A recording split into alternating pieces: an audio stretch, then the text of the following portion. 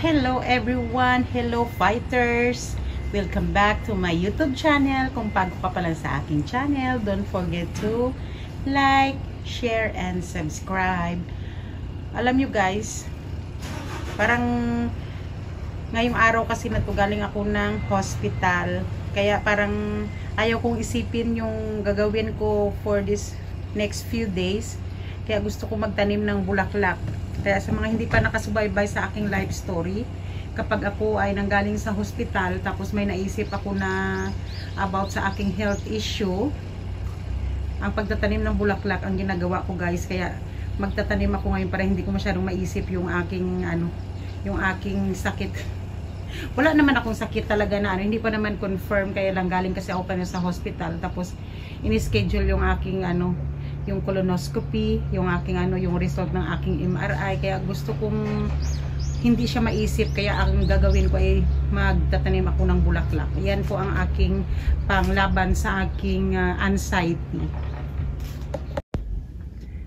Ayan guys, na mix ko na yung aking lupa na nanggaling doon sa aming bundok, at saka bumili ako ng organic na na lupa para i-mix ko siya rito, kasi pag pure din parang hindi rin maganda. Kaya naisipan kong imi-mix siya ng tawag dito lupa sa bundok at saka yung organic, para may kasama na rin siyang tawag dito vitamins. Ayan, bali 2, 4, 6, 8 ay 2, 4, 6, 8, 9. Ay, bakit 9 lang? May pinaglagyan ata akong iba. May pinaglagyan ata akong iba. Bakit naging 9 lang siya?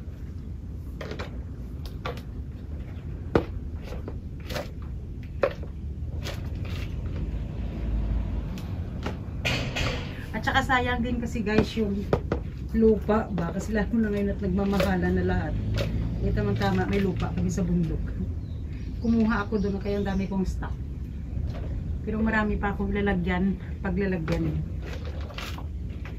Kunti-kunti alam muna natin, kasi manguha pa ako ng mga bulaklak doon sa kung saan-saan ko kasi lang yan sila pinaglalagay pag minsan. Alam mo yung pag na-stress ako, basta may maitanim lang ako, parang ganun ang naging ugali ko na ba. Kaya ngayon, yung mga pinagtatanim ko na yun, tatanggalin natin at itatanim natin dito. Ganyan ako guys pa ma-stress. Ano yun? Kagaya nito guys na bulaklak. Di ba meron siyang dito ano siya?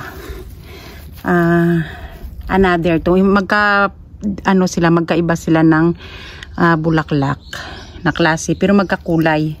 Akala mo lang ito yung tatanggalin natin at ilalagay dun sa aking pinaglalagyan kanina ng lupa. Ang dami ko kasing pangit ang kamay ko. Pasensya na kayo sa kamay ko. Ayan. Aray ko. Paano ba to? Ayan na guys.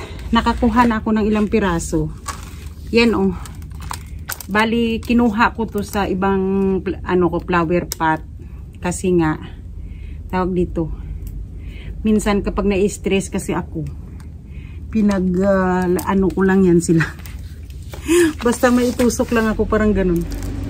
Ganyan yung naging habit ko ng ngayon, nabuhay na sila lahat, kaya kailangan nating ilipat.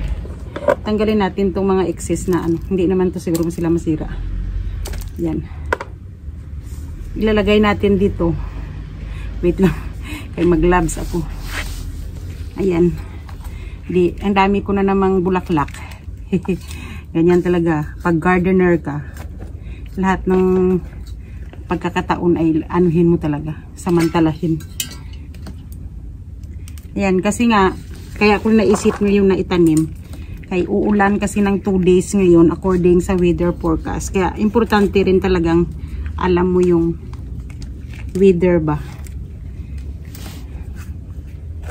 Kaya guys, sa mga ito talaga yung aking nagiging yung pinupuntahan ko pag ako ay nai-stress ang aking pag-garden. Ayan, oh. O, diba? Lawhin ko pala ang aking gloves. Para ko sila, maisiksik.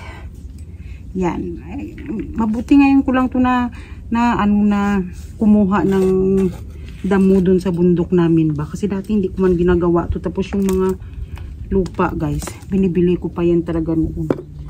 Eh ngayon kasi diba ang mahal. Kaya naisip ko na yung lupa na lang dito sa bundok. Tapos haluan ko na lang ng yung may na siya ba, vitamins. Yan. Ayan po. Oh, di ba? Ang bilis lang, oh. Nakakatuwa, nakaka-happy yung ganito na no. I hope na happy din kayo, guys, sa mga pinagagawa ko sa buhay ko. Sana nabibigyan ko kayo ng inspiration, Sabi ko sana, hindi ko muna gagawin to. Kaya lang, galing kasi akong hospital. Ganyan ako, guys, pag galing akong hospital, hindi ko na makita mukha ko. Ganyan ako pag nanggaling ako sa hospital. Ang gagawin ko, ganito, magtatanim ako ng bulaklak. Kasi parang feeling ko doon nawawala yung aking anxiety. Nawawala yung stress ko. Yan. Di ba? Kaya laban-laban lang tayo sa buhay at hirap talaga magkasakit. Hindi ko akalain na maging ganito ang buhay ko, pero laban lang. Swerte ko lang kasi dito ako sa ibang bansa. Yun nga lang, walang tagabantay sa akin dito. Sarili ba? Hindi kasi uso dito ang bantay. Hindi uso ang bantay dito. Kaya sariling sikap. Sariling sikap, Sharon.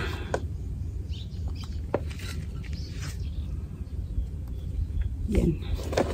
Sana hindi kayo maapektuhan. Ano pa naman ito?